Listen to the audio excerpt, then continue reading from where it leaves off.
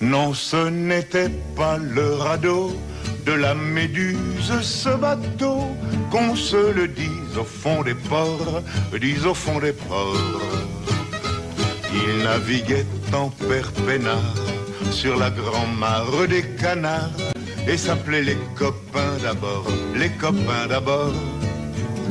Ces fluctuates, nec mergiture, c'était pas de la littérature, n'en déplaise aux jeteurs de sorts, aux jeteurs de sorts.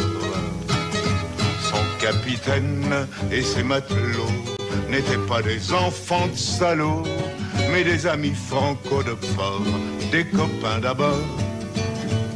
C'était pas des amis de luxe, des petits castors et pollux, des gens de Sodome et Gomorre, Sodome et Gomorre. C'était pas des amis choisis par Montaigne et la Boétie. Sur le ventre, ils se tapaient fort, les copains d'abord. C'était pas des anges non plus, l'évangile, ils l'avaient pas lu. Mais ils s'aimaient, toute voile dehors, toute voile dehors. Jean-Pierre, Paul et compagnie, c'était leur seule litanie, leur credo, leur confiteor, aux copains d'abord. Au moindre coup de Trafalgar, c'est l'amitié qui prenait le quart, c'est elle qui leur montrait le nord, leur montrait le nord.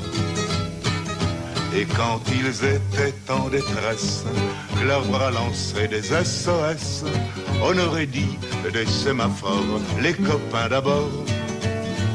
Au rendez-vous des bons copains, il n'y avait pas souvent de lapin. Quand l'un d'entre eux manquait à bord, c'est qu'il était mort. Oui, mais jamais, au grand jamais, son trou dans l'eau se refermait. 100 ans après, coquin de sort, il manquait encore. Des bateaux, j'en ai pris beaucoup, mais le seul qui ait tenu le coup, qui n'est jamais viré de bord, mais viré de bord.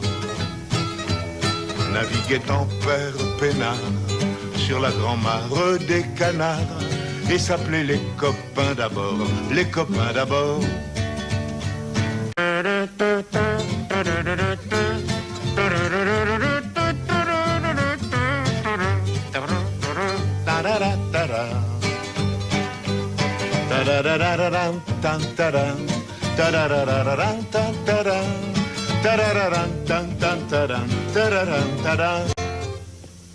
Des bateaux, j'en ai pris beaucoup, mais le seul qui ait tenu le coup, qui n'est jamais viré de bord, mais viré de bord.